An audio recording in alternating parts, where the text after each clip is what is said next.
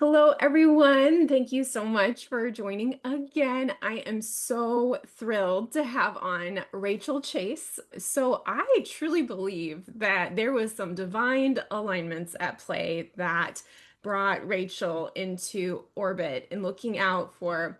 I think one of the things I'm interested in exploring together, Rachel, too, is for those that might be listening that could be newer to more metaphysical perspectives of when you start to see signs and symbols communicate through the osmosis of the metaphysical wild. But around the time that I got connected to Rachel, we were both spending quite a bit of time with Mount Tahoma, which is also known colonially as Mount Rainier in the Pacific Northwest. Just happens to be a volcano that I have grown up with my whole life.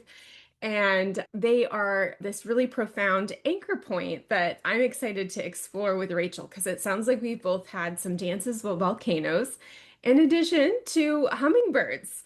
And so seeing, like, I think sometimes spirit works this way where you just start to see certain alignments or certain elements, and that has a way of invoking those that I think are on similar missions.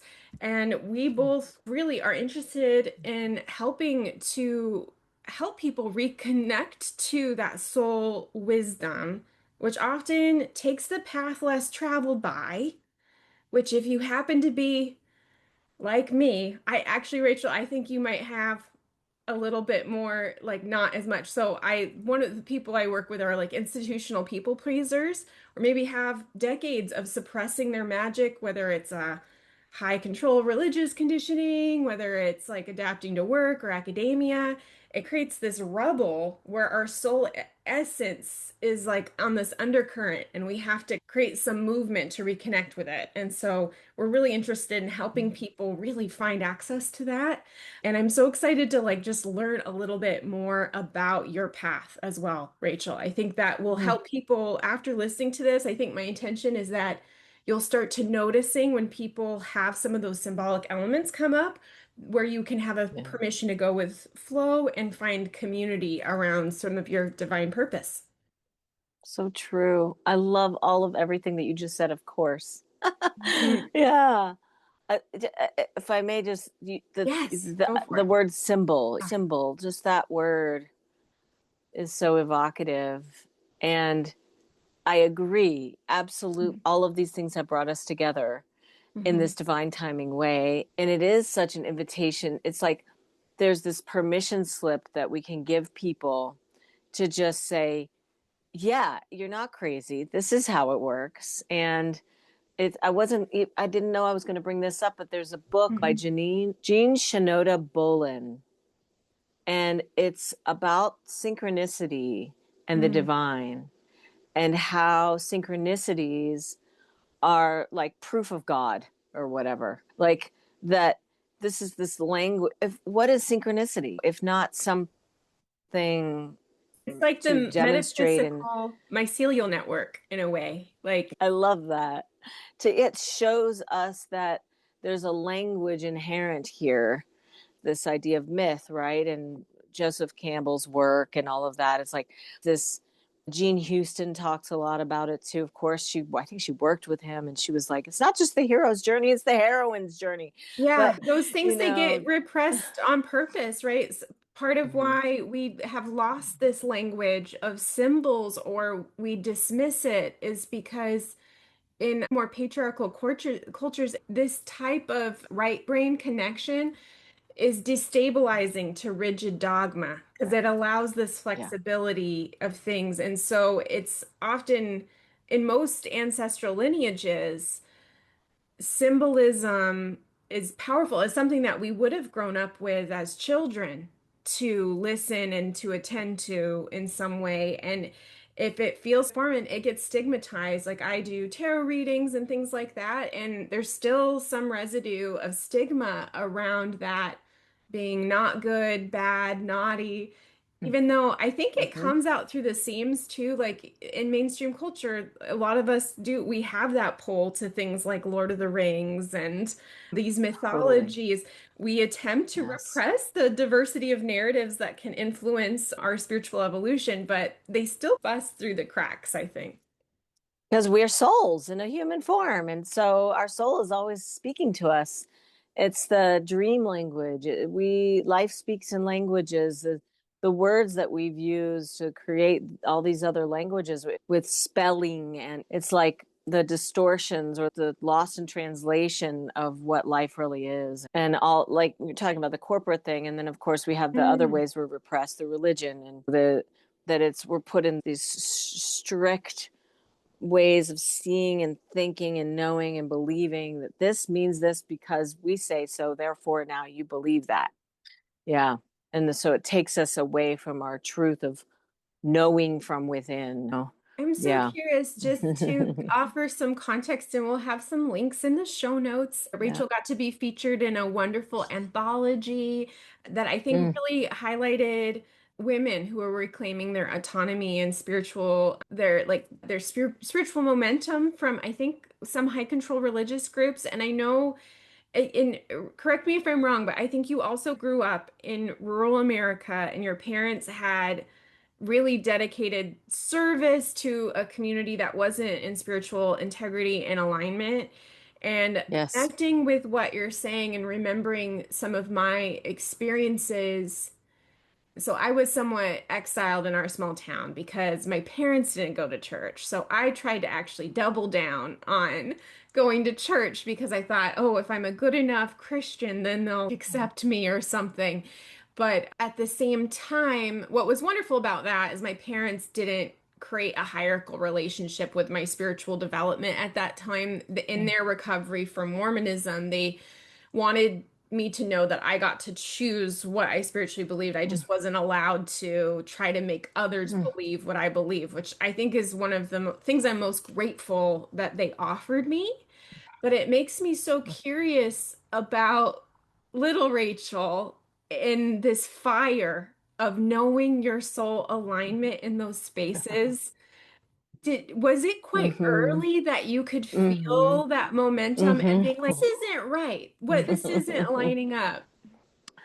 Yes. So the book that I'm in, I don't have it right here. It's called Mm, Unbreakable Spirit, mm. 18 stories of feminine, my goodness, what's the subtitle? Resilience, blessings, and renewal. Oh, gorgeous.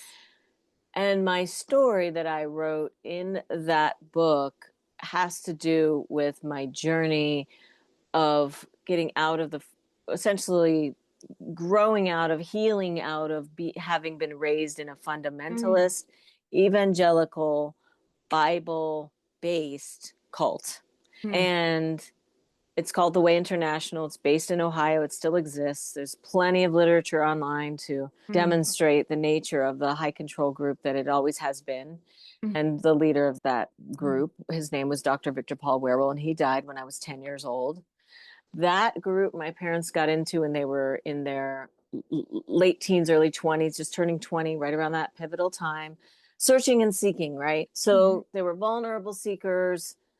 They get into this group, it takes over their lives. Basically, this group takes over. If you're committed to the group, you're not just on the fringe, going to some of the meetings sometimes, but you're like in it to win it. mm. You give your life over to it. So yeah, I'm sitting there, little Rachel, and I'm like, what the heck are you talking about? What? So you're saying this, and then you're saying, and you want me to memorize these things, and then just the incongruence did not add up to my young mind. And I had this inner feeling that I had this sacred connection with something that was speaking to me.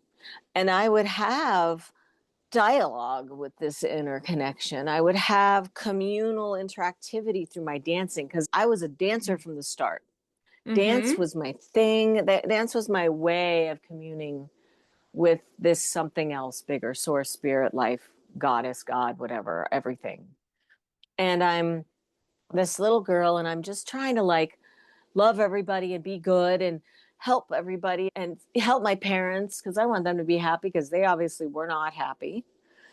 And I could see the masks. I could see the facade on everyone. I could see the contorting in a way, but not that I didn't know this, but I could feel like something is not right. It just The didn't feel dissonance. right. Probably, Mm-hmm. I think it's deeper than that, right? Incongruence, Well, dissonance. like Yeah. I Yeah. was going to say cognitive dissonance, which certainly is there with high control groups, but there's like a spiritual dissonance. I connect with Yeah. what you're saying to a degree because part of kind of feeling socially isolated in my small town, which this is somewhat of a hoping to gather, and I think this is probably true for you, Rachel. Like, we're a welcome space. Hopefully, if you're the feminine black sheep of your community, if you're unable to repress your spiritual gifts to a certain extent, because I can identify with what you're saying with like little Josie was so spiritual she couldn't contain any of it. I was still so excited to be in church, but part of being socially exiled is I would talk to Jesus because I was allowed to talk to Jesus all day, and I felt that, but then I could sense even Jesus's concerns about what was taking place in my small town of no, this isn't what I'm teaching. No, this isn't. And like I felt so grateful that I grew up in the area of what would Jesus do? Because that was like such a grounding force because the actions and words don't line up. And I think children can know that. And even if they don't understand it, I think we can feel it in our bones. For sure. Yeah. The thing of knowing what the truth is as a child, you can't communicate it because you don't have the language, but you feel it, and kids know. Kids can just register. But it's that feeling of I don't belong here because this doesn't feel right. So maybe there's something wrong with me. It kind Mhm. of kicks in too. Everyone else seems to understand, but me. I can't do this. If they know, everybody gets it, but I don't get it. So I must be the problem. That kicks in at a certain point too. As if you're the Why noticer. does everybody get it but me? I think that's Mm-hmm. the classic story of I think sometimes it's the highly sensitive, the emotionally attuned ones in the family system, in the cult system that are like witnessing impurity and heaven forbid emotionally expressing what others might also be feeling, but they feel so enmeshed and spiritually entrapped that I think we can represent almost this. I think that alignment to soul is like calling, even if we don't use our words, of there is a Yeah. liberated path outside of this, but that's so threatening to a high control infrastructure or a Right. narcissistic family system that they punish the person that's trying to show the way out and trying to find that. And it takes such a profound degree of courage and spiritual fortitude to keep it reminds me of if you do believe in fairies, like clap if you do believe in fairies. Like you have to have that kind of commitment to that perception of your inner child. And I feel like I can maybe Mm. even just energetically witness that you've kept that you've kept her voice Hmm. alive through this. Hmm. And Yeah, for it's sure. such sacred work because now from your work, I can feel it and how it's helping me move back into a Mm. liberated path. So maybe I Mm. just want to honor, recognize Mm. how much strength that has taken. Thank you. It did take a lot of strength. And something about when I want to go back to something you said Yeah. before a little bit, and thank you for that, about how people have to shut down. You said something about the way that where you have to disconnect from our spiritual truth, is how I'm translating Mm-hmm. that people somehow are conditioned out of being connected with a deeper spiritual truth that they're allowed to have it for Of themselves as a course. personal, because ultimately spirituality is a personal Mm-hmm. experience. It's an individual personal experience that we should all have, not just permission, but that we have a divine right to. By being alive, we have our own personal connection. And so the intermediary comes in to divert that and say, no, you're not allowed to have your own personal connection. It has to be translated through an outside source. So that's That's your when we locus of lose control. ourselves. And Yes. I don't Mhm. think it's possible to be a healthy person with a disconnection from that. I think it's just as vital as our blood flow. Like it's 100%. yeah. Yeah, it's a disconnect from the source of life, yourself, and your truth. So how are you going to be able to navigate without feeling like you're somehow less than because there's a hierarchy involved of something else that's in this structural reality telling you that it knows more than you do about you and what your connection should be with God, whatever you Which want to call it. transparently So, just to hear that is yeah, ridiculous, yet it's so yeah. common. Sorry to cut you off. And so many people are seeing that that is ridiculous. I think there's that's part of this awakening, if you will, this Mhm. understanding that we are, wait a minute, you don't get to tell me what my personal identity is in relation to the source of life. Claim that. I get that's a sovereignty thing. So I think coming back to the it takes strength thing, something in my makeup somewhere just I got and I was sexually abused and I went through a dark my long dark night was a long, long, long dark night. And I do write about it in that story in the Mhm. Unbreakable Spirit book. And but here's the thing, right? It's the wounds that Mhm. when we transform that energy, when we go into the darkness and we learn, and that's where we it's like Clarissa Pincola's essays, she talks about going into the woods, right? So we go into the dark woods because that's the only place where we're going to actually find our true self. We have to go through that. So I think for me, and I hold space for a lot of people. Oh yeah. So, Oh yeah. I'm curious. yeah, go ahead. I know you've been online for what you've been holding these circles, and that's part of why I was eager to be in your orbit is also just I still value mentors. Like I'm working on not placing outside of authority above my own, which I feel like a lot of that happens. And I will say, even though I mentioned I grew up in the Bible Belt until I was about age 10 or 11, then I moved out to the Pacific Northwest, which is where Mount Tahoma calling. And I do think that I'm a little fire Pisces, and I grew up in the middle of the desert in the flat Kansas plains.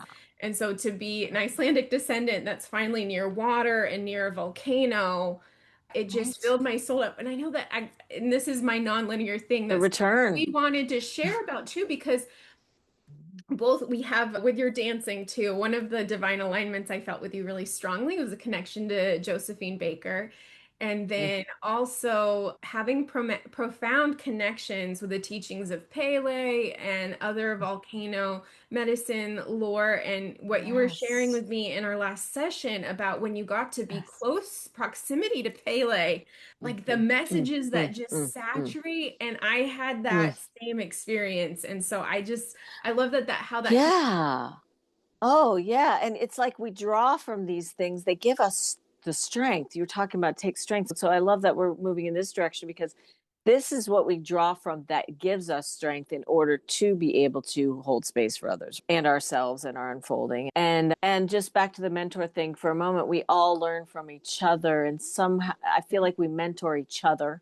It's like Oh a yeah, co-mentoring going on. co-creating the And circle. yeah, we're learning from each other. And I'm learning a lot from you about the myths and the lore of volcanoes because for me, it was like this I had this accidental thing happen, an accidental meeting with, I didn't go to Maui to have a communion with the volcano, and yet there you are having a communal.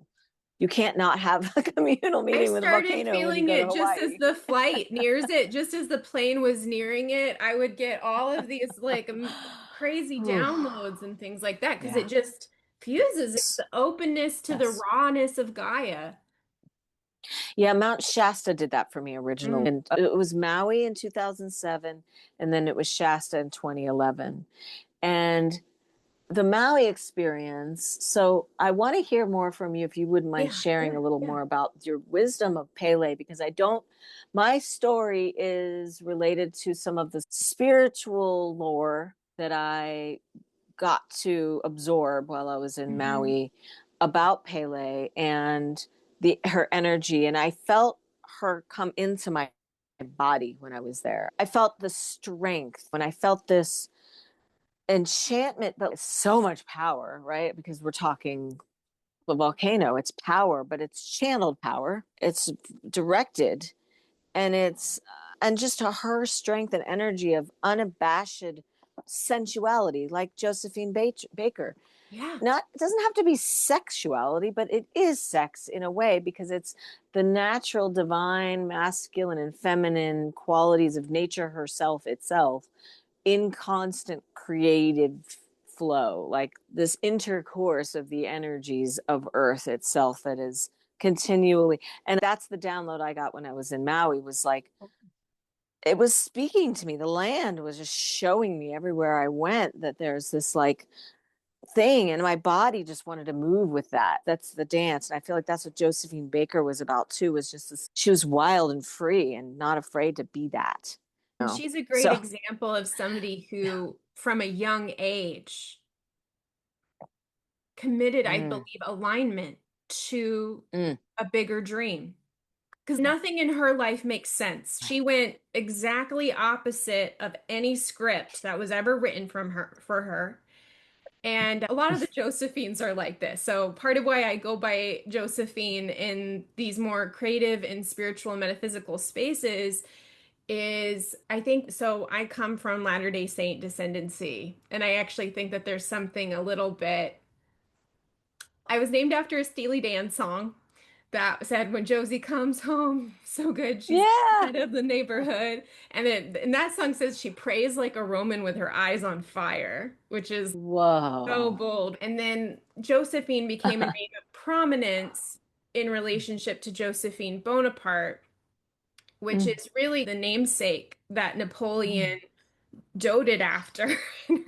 There's this paradigm shifting Wow. empress quality to the Josephines that what I love about, so both Josephines had some connections to the high priestess archetype in that they really came into their power also in middle age, right? And held on to it into their cronehood, where even though their wombs could not bear children, they were birthing new paradigms for all of collective humanity. Yeah. Hopefully, to somewhat briefly expose people to the lore of one Josephine Baker, is she was born in St. Louis, Missouri, the daughter of slaves. She worked in somebody's home that abused her terribly, caused her to burn her hands, and she dared to dance from a young age. She would sneak away into these vaudeville like performance things, and she refused to repress her light. And this I think connects, I think she's coming through because of your visibility workshop tomorrow. She was Mm, mm, excited because in a mm. world where they wanted Yes. young black women, and she was Right. mixed race, I believe, as well. So there's a Mm-hmm. descendancy and a lineage that also I think is hopeful for white women that want to alchemize our relationship to these woundings. She refused to be not heard or not seen, and she let her body speak on her behalf. Yeah, totally. That connects Mm-hmm. right to your story, I believe. Yeah, totally. Absolutely. It's that, no, I shall not be quiet. I will be this beautiful thing that I am, because I am life and I am love and I love what I do and I want to express it and be free. And it's ultimately freedom, right? To just completely be yourself, regardless of whatever the status quo is around you or whatever anyone says you should or should not be doing. And watch me. You say I can't? Yeah, good luck with that. That was, oh, God bless her. She was amazing. She's You're amazing. I asking love her about so much. Pele. And that is Mm-hmm. Pele. That is Pele right there Oh, in a sentence. And we're it communing with makes so much her. So sense. you don't necessarily need somebody like me to channel because I think you're in this alignment. The thing that I've learned from my relationship with volcanoes is that they're all interconnected, right? They're these Yes. expression points of Gaia. And they have this Mm-hmm. wave, and what I've been told, and again, this is my relationship to how I interpret these symbols, and other people can interpret them differently based on their lineage and what wisdom you need. Just what I love in Rachel's work is makes a lot of space for that. And these like Mm-hmm. wonderful things happen too when we open our mouths as these woman volcanoes, right? Like we are volcanoes. When you Yes. have a womb and you Yes. have a mouth, Mm, spirit and divinity has the opportunity to flow through you. And this is what we have to reclaim if we're interested in being in alignment with the earth mm, cycles and ecological cycles. It's so important for all people to to reclaim and validate a visible relationship with, in particularly the divine feminine, because that's what most high control group conditions repress and invisibilize. Doesn't mean she's not Mm-hmm. there just because you're not Mm-hmm. letting her speak. And Right. that's, I think, what is so powerful about volcanoes is they give no fucks about what the masculine wants or demands for them. They're going to reshape reality regardless. Who really held more power, Napoleon or Exactly. Josephine? Yeah. Seriously. If he did what he was doing to birth a new paradigm in service to a womb that couldn't even bear children, by the way. Keep that, middle-aged women, as we're actually initiating into cronehood, which Yeah. is a deeper magic and Yeah. alignment. Like we were talking about our inner children who knew an alignment to this flow from a young age, and we've had the courage to keep that spark and to hold on to it and trust, because that's not an easy path. Like it wasn't easy for Josephine Baker. It wasn't Mm-mm. easy for Mm-mm. Josephine Bonaparte either. And yet Mm-mm. it continues to like season, enhance, and grow. Like all volcanoes, they have times of dormancy. They're eternal, just Mm. like the soul. Mm. And what I've noticed from a lot of different lore internationally is a lot of the volcano lore has have a dance with betrayal, particularly with a lover. So there's Yeah. usually a rivalry, other Wow. sister Oh, volcanoes that okay. get really upset about. So Pele was in a Oh, dance with another sister that was oh. jealous, and Oh. the other mountain Oh couldn't my goodness. choose. And then, from what I understand, Mount Tahoma has a similar lore with Mount Mm. Baker. Mm. That is fascinating. Oh, Mount Baker, Josephine Baker. Oh, dude, yeah. I love it. Oh, wow, the betrayal and the jealousy. So we have a sacred rage thing going on here. And we have a power that cannot be stopped. Or It's predefined. No one can inevitable, tell a right? volcano where to go or what to do. Go ahead and Right. try.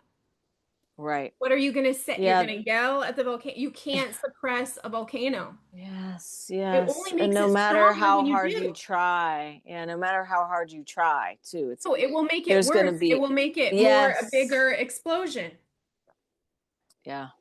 Yeah, that's interesting. The jealousy, the betrayal, the whole thing of, and so if one is going to stand in one's power, if we are going to be that sovereign visibility, that if we're going to say, no matter what, we're going to have that who the hell do you think you are thing. We're going to have that betrayal. We're going to have that jealousy. We're going to have that. And how do we handle that too with unabashedness, just come what may. Yeah. And that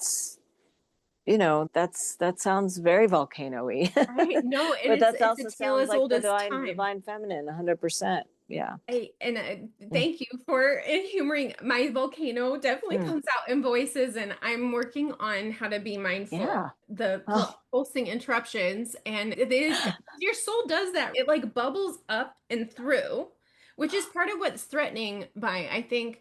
I was mentioning Mm. what was, I think, a little bit subversive about my parents naming me Josephine is because Joseph Smith was regarded as like really the primary and only prophet in the legacy of the Yep. Latter-day Saint Church, which I know that they appoint different prophets, and that's part of why I fundamentally have discordance with the architecture of that belief system, as you were saying, Yeah. because it really requires that externalizing the connection to divinity through a hierarchical matrix of men that have been well regarded throughout Right. history to center predatorial activity, particularly towards Mm-hmm. children and the feminine, which I imagine, not knowing too much about the cult that you say is widely publicized, but that tends to be the pattern, right? That's the molecule 100%. of Yeah. these things that really, I think, honestly appropriate spiritual life force to manifest visions Yes. that probably don't really Yes. align with the core of what Gaia wants for her creations and her children. Probably not. Definitely not what Gaia wants for the core of her creation. And it's the siphoning of energy and power, because the texts in a lot of religious, even Buddhist texts, you've got women's bodies when they bleed are dirty and evil, and you have this whole way of diminishing our natural essence to make it seem demonic, or as if we somehow possess men or something. We have some strange power that has to be diminished, minimized, taken from. It is power. It's life force energy that we all have. And somewhere along the way, it was about, okay, so if we drain the life force energy of the women and the children, then we get to have control and power. And that's really, ultimately, it's just sad. I think it goes It's just against really nature. sad. I A think it hundred goes percent. against nature. That was so my dances with high control groups, other than, yeah, I was in the Mm-hmm. Bible Belt. And I think to a certain extent, Mm-hmm. I can feel now too some of the protection my parents were giving Mm-hmm. around me. So I should give them some more credit for that. I still took in a lot of the fear mongering. And that like Uh-huh. absolute mission commitment you referenced, right? That is something you can take into your bones really strongly. Is they, I think a lot of Middle America and a lot of the Bible Belt stuff, right? It's to prepare people for war. And so that's sort of they Mm. want you to be a little soldier. And they like Uh-huh. military stuff is Yeah.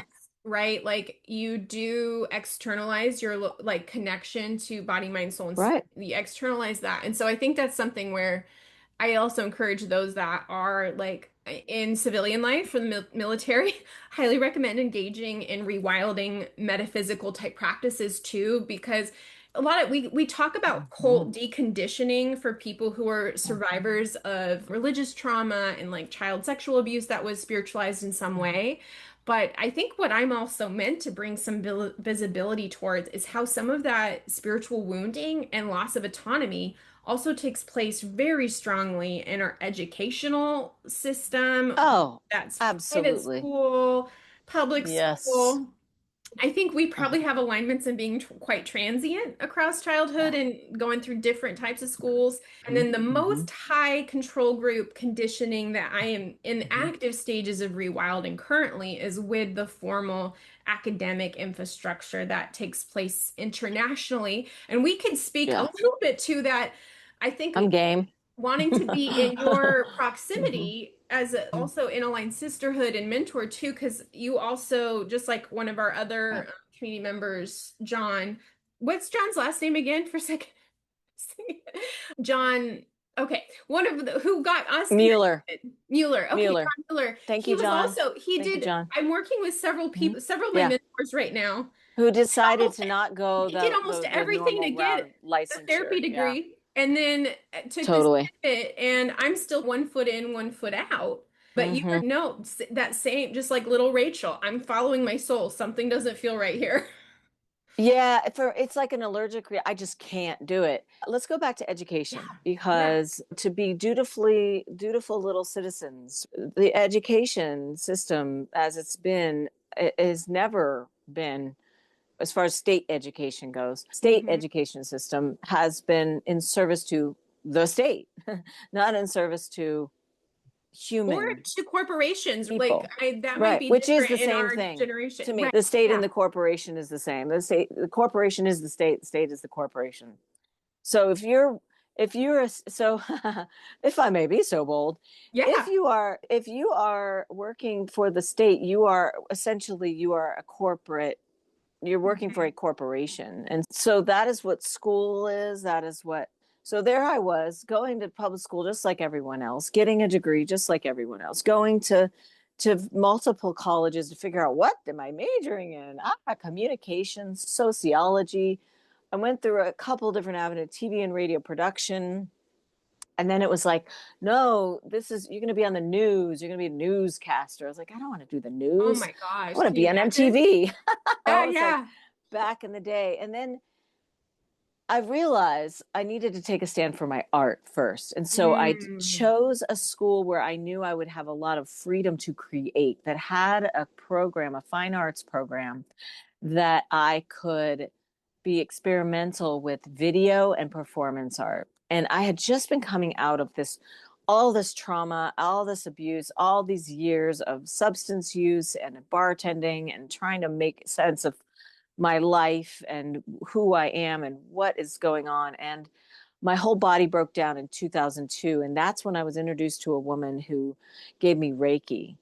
And that opened the door to the possibility that I could like heal myself. That's around the same time I went back to school, started going in for fine art. And then art really was like my vessel, my vehicle for being able to express all of this stuff and heal it, right?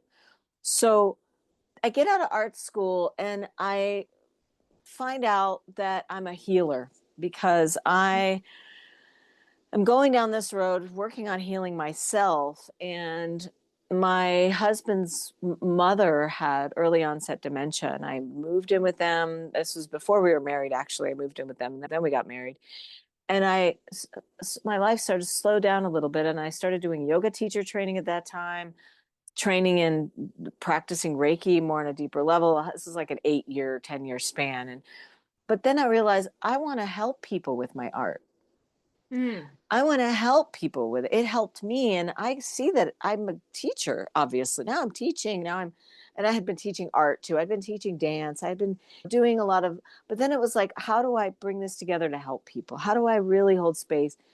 Fast forward, I got an opportunity to get a master's degree at Rollins College in Central Florida. By then it was 2014. I started that program in 2015. So it was 10 years ago.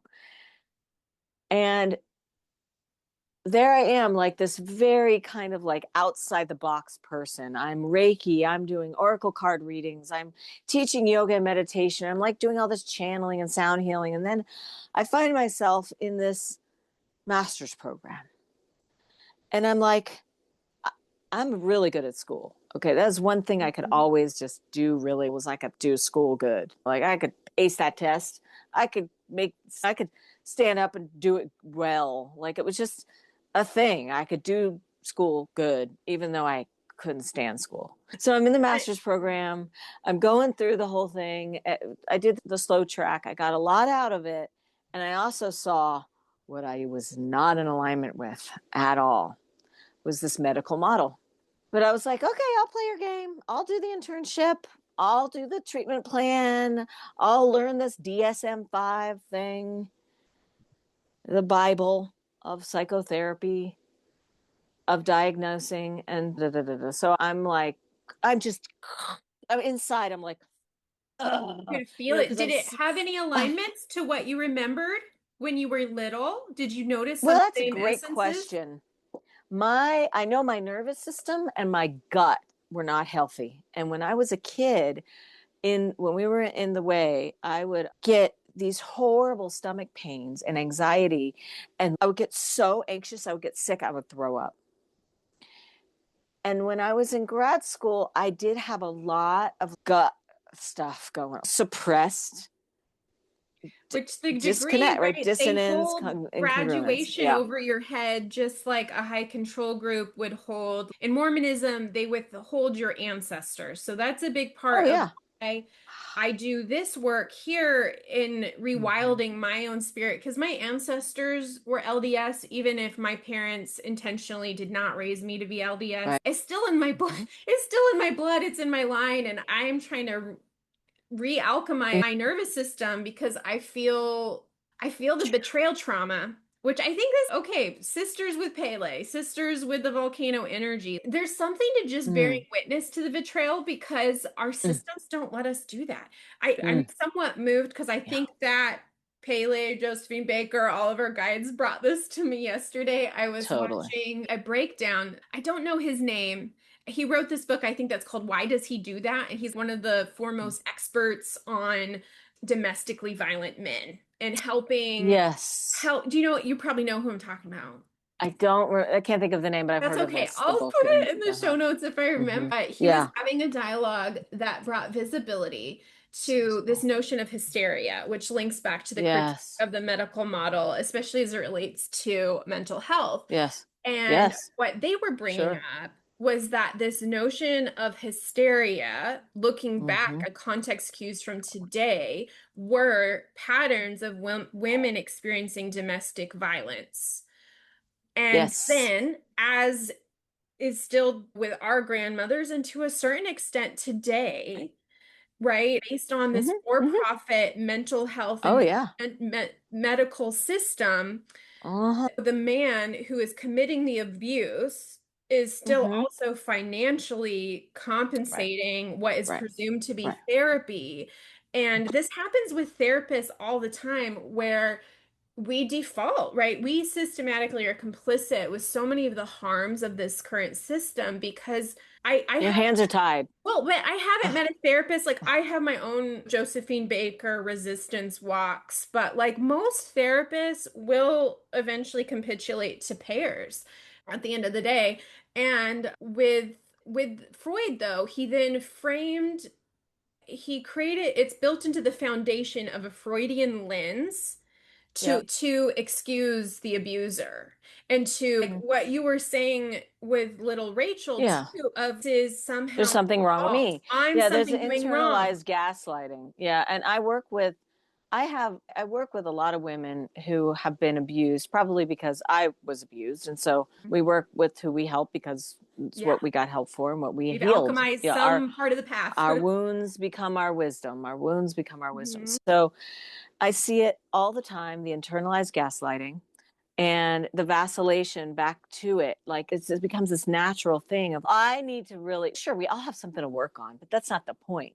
The point is, this is egregious abuse. Let's call it what it is. But then there's just, it is an epidemic still to this day. Absolutely. I see it all It's the time becoming more that visible in the it's really collective. sad. I think because Mm-hmm. so many of us, though, I think sometimes, you know how with trauma, it's when we feel Mm. safe enough that a lot of these Yes. shadows come to the surface. So it's a sign. And I think Agreed. that's an endearing thing about us bringing visibility to Epstein, us bringing visibility to Right. predatorial dynamics that are built Right. into our corporations and our state structures, because bearing witness is the first step to a healing Yeah. journey. 100%. So the self-aware, you must become aware of what it is in order to fix it. And if so, let's go higher. Let's go an octave out or many octaves out for a minute, and let's look at it from this sort of from the energetics, right? Like you said, it's coming to the surface to be healed, right? And I also teach Reiki, right? That was my first gateway into realizing I could use energy to heal myself and to sound and light and all of that. So if we look at it energetically, when we start to really channel the energy and we bring it in and we talk about how we have these dimensions of our being, right? Our physical, our mental, our emotional, our spiritual essences, right? The finer frequencies and the denser frequencies. And when something has been around a long time, that has been an abuse, or it goes into the shadow, right? Or it goes stuffs down and it gets dense, it gets hard and calcified, and it becomes part of the body, whatever it is, human body, earth body. It's in there. And when we start to bring the light in, we start to bring the energy in, we start to bring awareness, the I like to say, shine the light of awareness, turn your focus toward and place your love toward it. That's when it starts to break up. That's when it starts to break up, and we feel it when it's on its way out. It doesn't It's like if feel you have a knot, right? Like you have a knot that has built up lactic acid. You go to a massage therapist, which is honestly, right, gonna be an energy worker, whether you know it or not. Because what happens, even like from a medical model perspective, how I explain to my clients, which is funny. First, when I was 5, I said I wanted to be a massage therapist. And then when I was 10, I said I wanted to be an occupational therapist, which is wild. So we do manual therapies at times, but Yeah. yeah, even when I was giving massages as a child, that Yeah. was when you look at primates that do grooming as one of the Yes. core occupations of primate behavior, you can't like just because you don't want to see it, just because you want to dismiss it, doesn't mean it's there. But when you go get a massage, we're holding intention and you're communicating Yeah. between the muscle tissue electricity and your cerebral cortex electricity or the motor cortex. And you're having a conversation with the upper brain. You're like, can you let this go now? Can you let this go now? Can you let this Right. go now? And it's Right. having our hands, it brings our attention to the area Mm-hmm. that we're avoiding. Mm-hmm. And when you can Mm-hmm. hold presence with support, it then Yeah. releases because muscle tissue, it holds Right. together Yeah. um it takes a little spark of ATP of energy to go down the cell lines to prompt it to release. When And muscle then, tissue is at rest, it yeah, holds tension, which I imagine is a huge part of your communion with dance because you would literally yeah, be it creating releases these tension open a hundred channels percent. through your body. Yeah, moves the energy, the somatic, all that somatic work I do. It's we, and I love this thing you're doing with your hands Mhm. because when we hold trauma in our body, we have those little trauma pockets, and when they start to release, it's not comfortable. It's like you're saying with all of this, it's coming up to be seen, where it's like everywhere. Oh my God, all of a sudden it's everywhere. It's because it's being cast, it's being dispersed. Which is Just again, like the when this volcano is happens. speaking through. The Yeah. eruptions come through Mm-hmm. disruption. We're I talking in love our that. Yeah. circle Yeah. about the blessing in the betrayal, which is so hard for those of Mm. us who are like, I think these sisters of Mm. Pele and with Iceland, because Mm. I think my connection is that I'm sure Yeah. the eruptions feel good for the volcano because it is a release of that tension. Yeah. But But it there's comes heat as from it's happening. There's a lot of heat. There's a lot of fire. There's a lot of destruction on its way out. Yeah.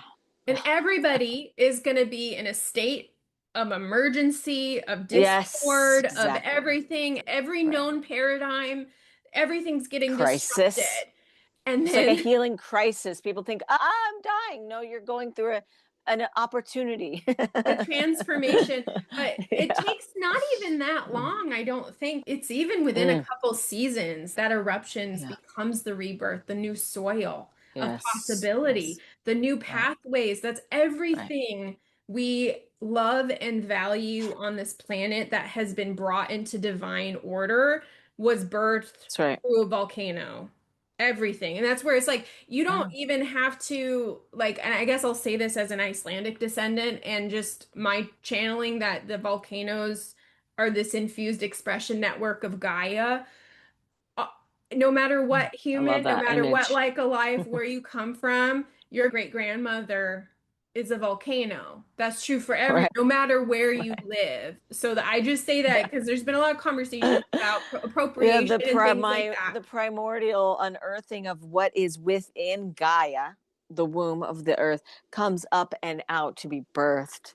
And that is just the truth of You it. can't deny it. Uh, You can't deny It's it. not, Science can't deny however it. uncomfortable it is. Yeah. And it's post-traumatic growth you were describing. Like a couple of Mhm. seasons later, we see all this. The And blessing. the blessing of the betrayal, if you will, the how we transmute that energy. So another thing we're talking about in our circle that you're in Yeah, with us called divine destiny exactly. is the trine, the trifecta, Yes. the three. And I was thinking about this last night. I was having a conversation with Jackie and Angela, who are also in the, Mhm. and we were talking about this three, and I was seeing it as energy, and I was seeing it as exactly what you're talking about with. So we look at the wound, right? Here's this wound, here's the pain, here's the thing that we is coming up, and it's there, and we go, okay, now I see it. So I'm putting my energy into the awareness of it.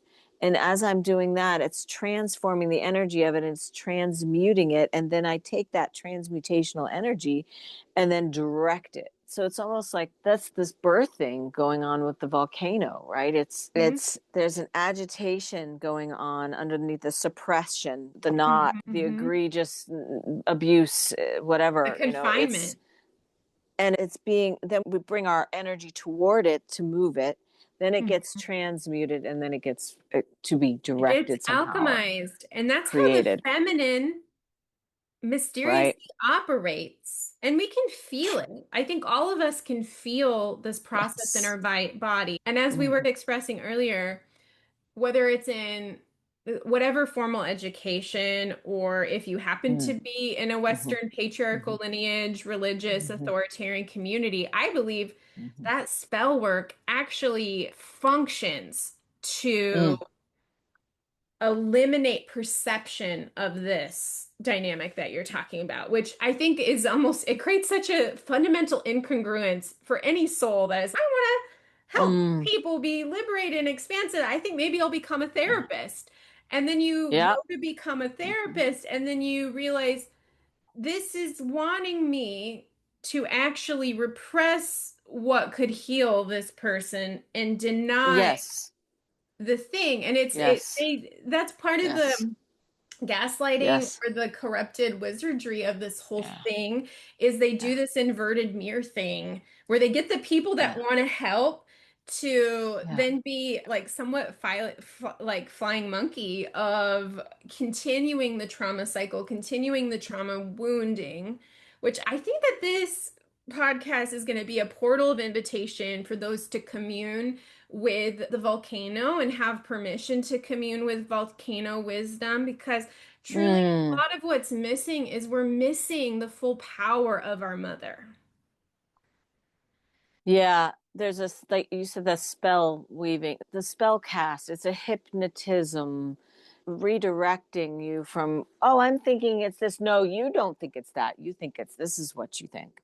And it's because come on into the classroom, we'll tell you why this is what you think, because we're telling you this is what it is.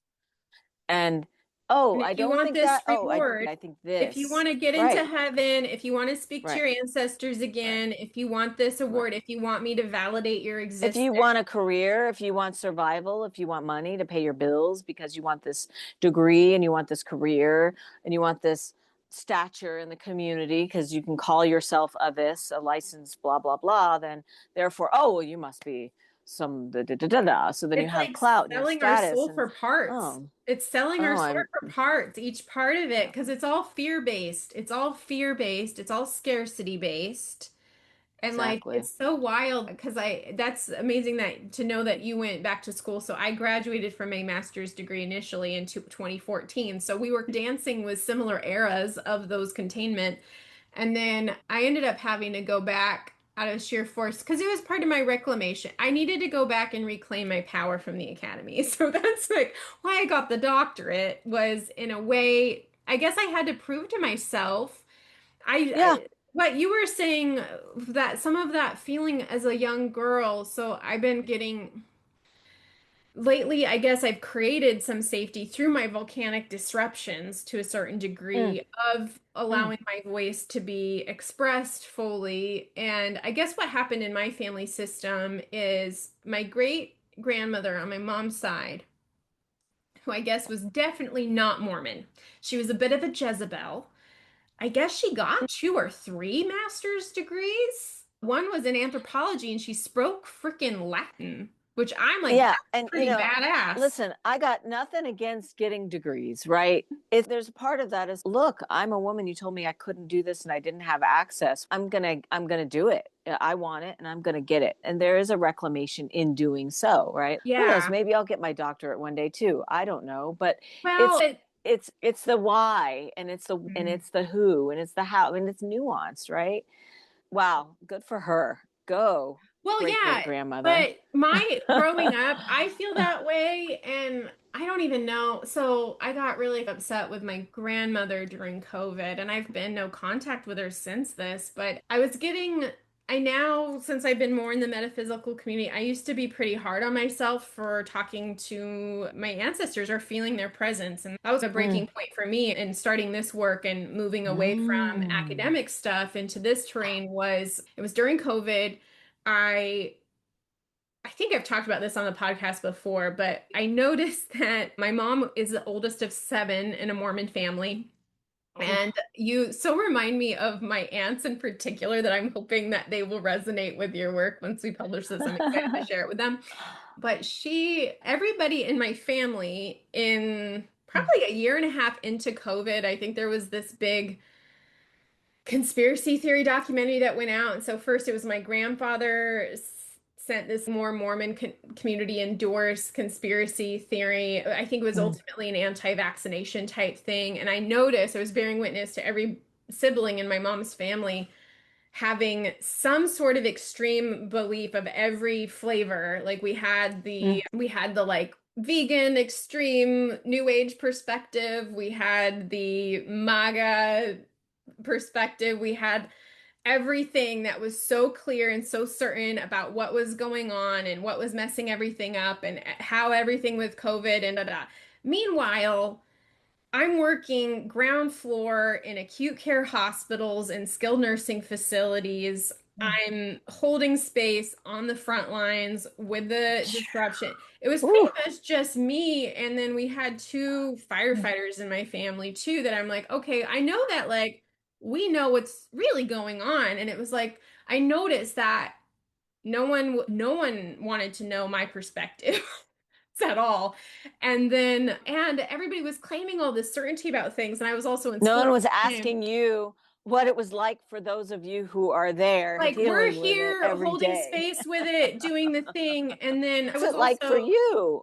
I was getting my doctorate at the Oh, time too, and I noticed that was like, oh I'm God, the only one in our what a family time. that even has, I'm sure, like literature access, and like everybody was citing all these studies and things, and it was an Yes. interesting thing to notice. But part of that is I felt so alone as well, because it was also Mm, like there wasn't really attunement to also hold space for the type of work that I was doing, and I felt so mm-hmm. deeply alone.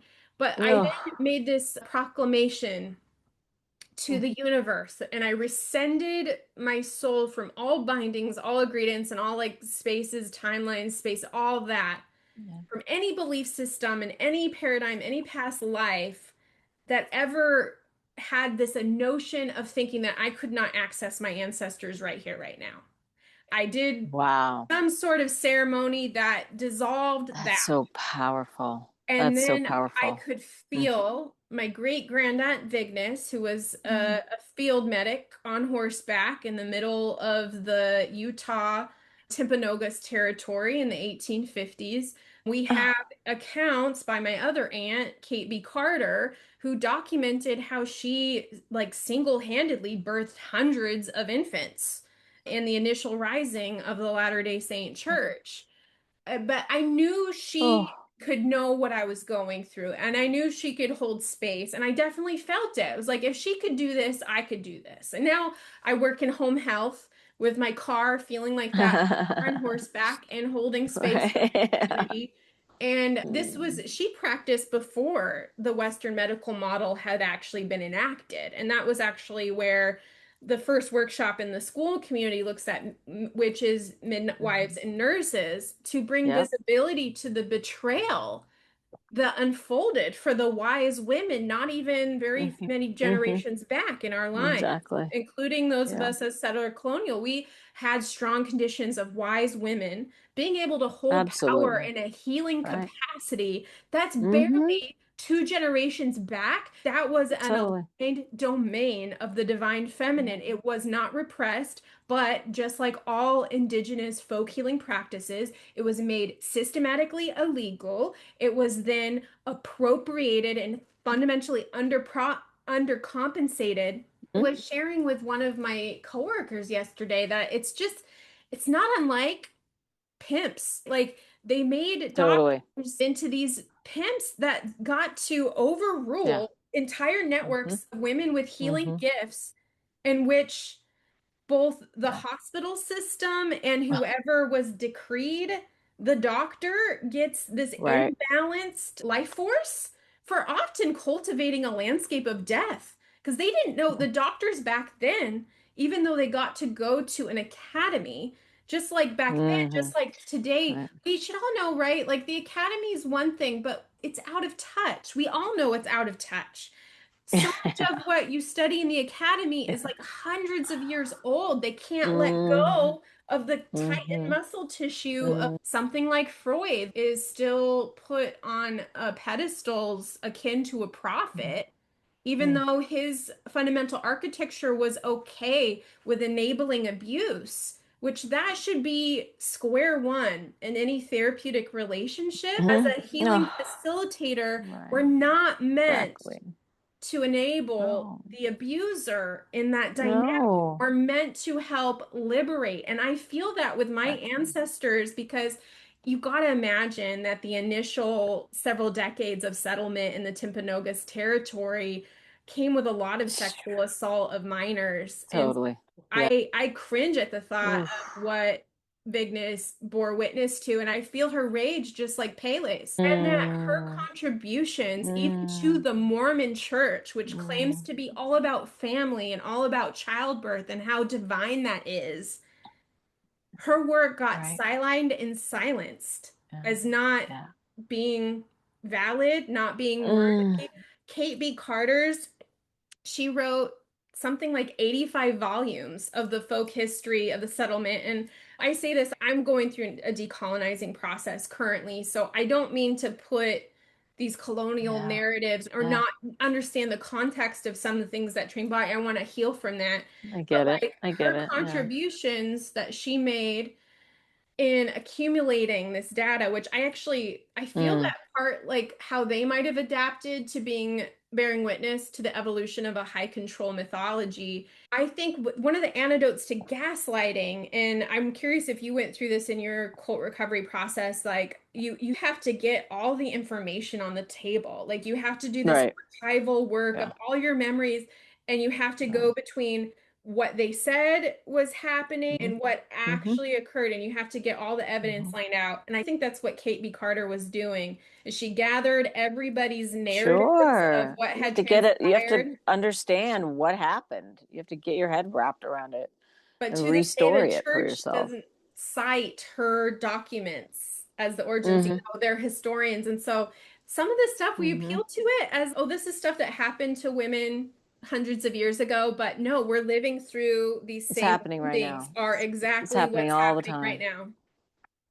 Yeah, this is an ancient history, and that's across the board what ends up happening for so many things, like for war, like war, for example, too. Oh, that's no, it's now. It's all going on right now. All that stuff we say was in the past is actually in the present tense, and raping and pillaging and taking land from indigenous. It's all going on now. It's not a thing of the past. Yeah. Which can be And that's that empowering to a shoving it under the degree. rug.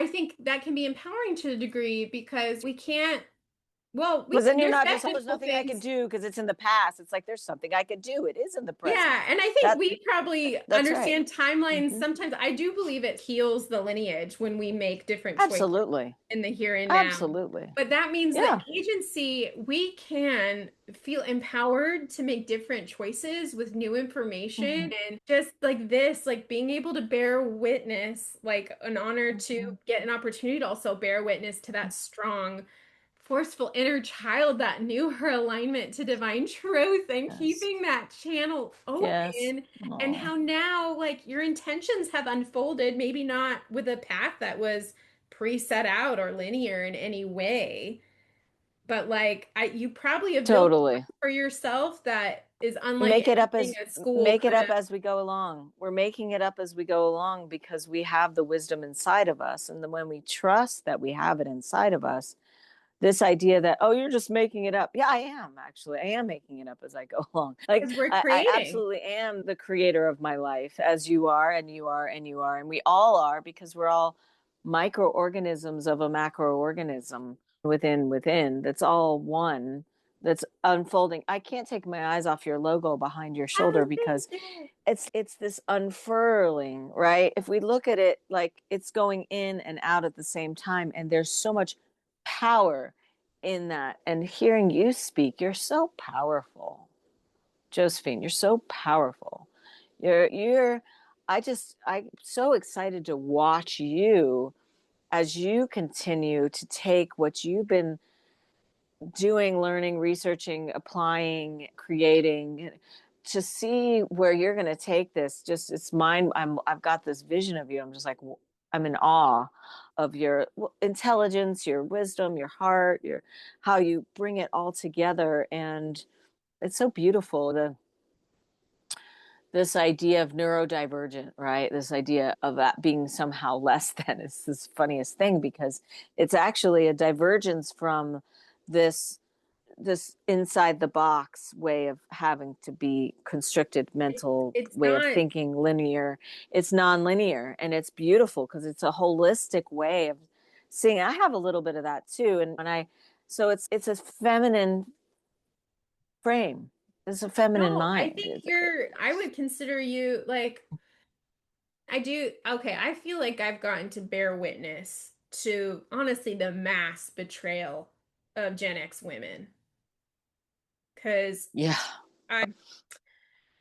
I Yeah. it's important And I'm that you guys squarely in, I'm know. 50, just so people know I'm 50. Yeah. So I'm a Gen X. I'm a And Gen Xer all the way. I Yeah. was raised by Gen X in a lot of ways, and it's Right. funny, but I'm still I'm somebody that never could get along with age level peers. And I think when you have an expansive, almost ancient spirit too, it's like I can hold presence with young children and people in their 90s really well. And then I think I'm still a people pleaser with Gen X because I'm like, I'm trying to do what you guys said you wanted me to do. But there's a lot of trauma, I think, because there's also a Yeah. lot that Gen X grew up with where like because of the media, there was a lot more control of what was revealed publicly. So like your intuitions are probably Mm, picking mm, up on the interesting. funky stuff, but like Yeah. millennials, right, we've gotten to be more empowered with Mm, the it's democratization true. of information. And at some point, it's good if we can heal to a degree of the intergenerational tensions where we can appreciate what we Mhm. all bring Please, can we to please the do that? thing. I would But I love hope that. it's validating that I Yeah. noticed how utterly fucked over Gen X women have been over and Oh, honey. over, like not even given a Mm, freaking chance. And mm, I don't know. I just want you guys to know I'm wow. praying for Mm, the Pele because we have valid rage. mm, I feel like to a certain mm, degree, millennials have been able to call out problematic mm. behavior with our men, or we've just shut down our wombs from the get-go. Gen Z is clearly not Yeah. doing that. They're just Yeah. refusing to have men in their lives. That's not Yeah. something you guys got the opportunity to do because that No. propaganda was so Yeah. strong about you have to Yeah. get married, you have to get this by Oh, this yeah. time. And then you had these Hmm. really entitled propaganda amongst the men that expected to inherit this madman lifestyle for some reason, even though they never went to war. They like didn't keep up, but they expected everything, took everything, and then started being Hmm. predatorial towards my generation. Yeah, And so there really could absolutely. be Yeah. like sisterhood because there's a lot of Right. millennials that have been betrayed by Gen X men as well. So we're right there with you, wanting more, better, at least the divine feminine needs to be noticed and appreciated and offered. If we can learn to offer this to each other, Mm. there's going to be so much less of seeking something from Exactly. the empty vessel of a man that doesn't want to initiate into manhood. And I also think that it's a divine feminine awakening in men too, and Mhm. understanding what that is, because to me, it's also about getting more in touch with all of us being okay with having emotions and knowing how to work with our emotions and understanding how to communicate our emotions. And so, for so many generations, men were told they should not have emotions when in fact they're the actually more sensitive. If we want to say if we say there's two genders, that men are more sensitive, actually more sensitive than women in a lot of ways. And so that got skewed and screwed up in their minds that they shouldn't have emotions, so they suppress their emotions, and then they're told they have to be the one in charge too. So then they're trying to be in charge instead of understanding the power of the woman as a leader.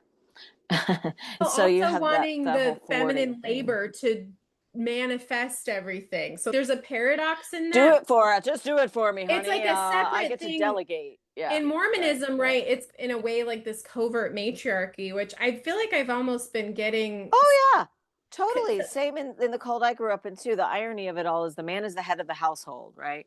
The man gets to say what it is, but the women are doing everything. The women are the ones actually doing the stuff of life and taking care of the home and the children and everything that needs to be taken care of. And that's And not just a Gen X thing, it's also a baby boomer thing. that's It what goes we're back, you reclaiming is the know. awareness of Hmm. that. Because I'm grateful to Mormonism to a degree Yeah. because like so in the Bible Belt, the locus of control, they actually get off on the ignorance of the followers repressing. It's a much more violent, like it's a fire and Yeah. brimstone and Yeah. breaking down and Sure. Oh very, yeah. very discouraging of any like both men and women in the Bible Belt, I will say, are like not really encouraged to enhance or dream bigger than their lot in life. Mormonism lets Right. you do that. Mormonism, I guess, in the generation that my lineage came up through it and being part of the legacy of colonial whiteness, we were enabled and they encourage you to dream big and to have and cultivate Right. these talents.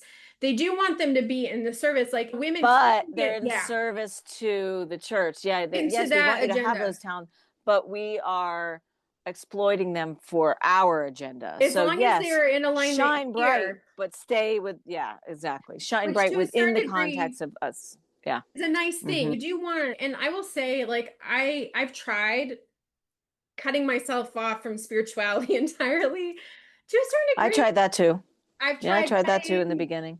That maybe was not anger entirely. because I that's love learning, but I haven't done quite, but I put hard stops on things, but my soul needs to be in spiritual community. So I definitely, that is yeah. a green flag if you're finding like holding space in Rewilding the Mythic Self or Hmm. with Rachel's work as well. I highly Hmm. encourage this non-hierarchical. You want ones that want you to grow as a spirit because spirits are here to grow. Our soul is here to evolve. It's not here to stay stuck or stay the same. Those aren't good signs.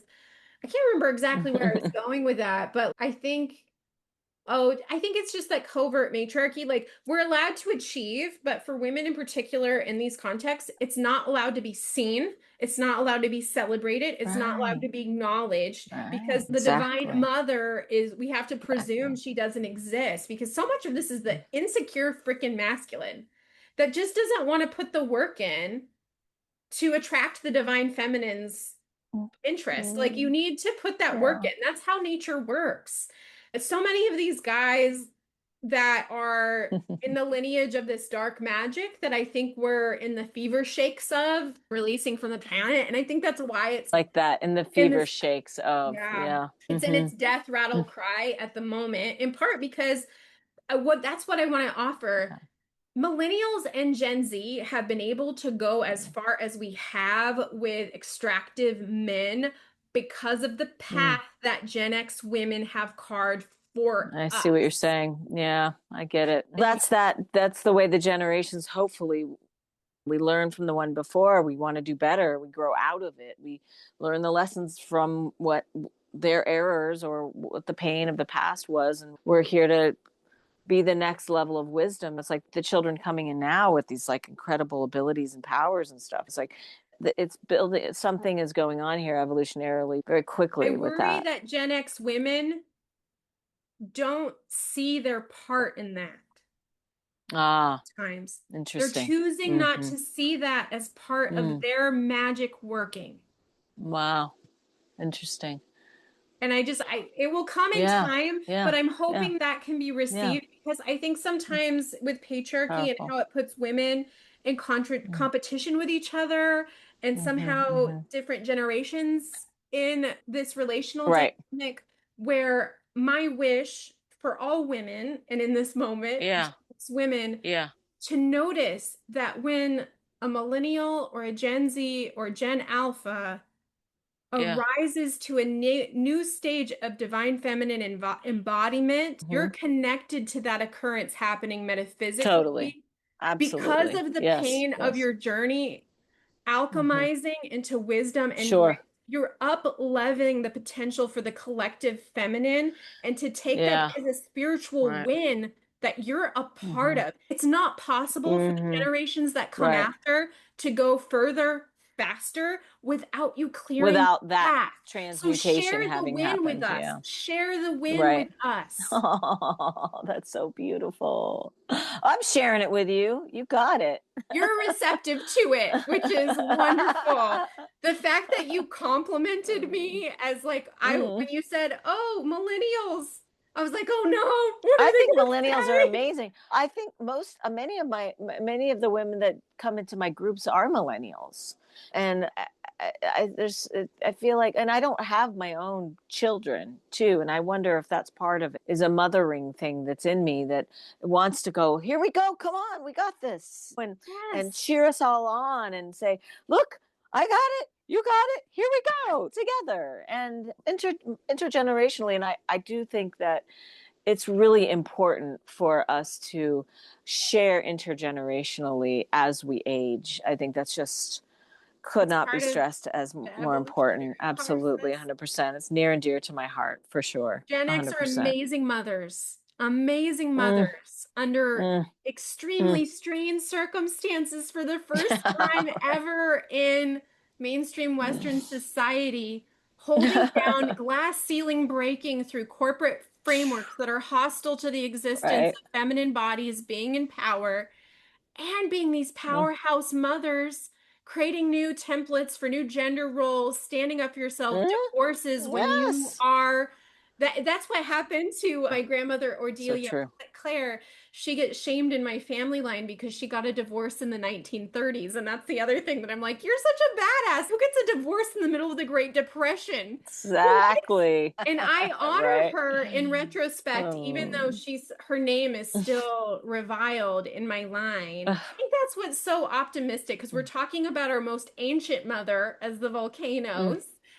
The right. resistance that exists in us as inner children that can tell that something's Yes. misaligned spiritually in these spaces that holds true even as we enter masters and doctorate degrees. This is the soul is unstoppable. It is uncorruptible. That's it. And Yeah, and we are, it just the yeah, visual of the wave through the generations that you're painting to me as I see you showing the generations to me and the swirls of transmutation and then the release and the swirls and the release and the swirls and the release and then boom, this is this idea that the astrologers have been talking about forever and that we're entering a new era of way more than we could even possibly imagine because we don't have a precedent in our own history of just how magnificent it's going to be. And so here comes the volcanoes, right? And we're seeing it. Our earth is rebirthing itself right now as the volcanoes are erupting in Africa, right? We have all kinds of eruptions going on that it's just, it's time, it's happening, and we're just on the ride. So, when the Eras tour came to Seattle, Mount Tahoma started jumping.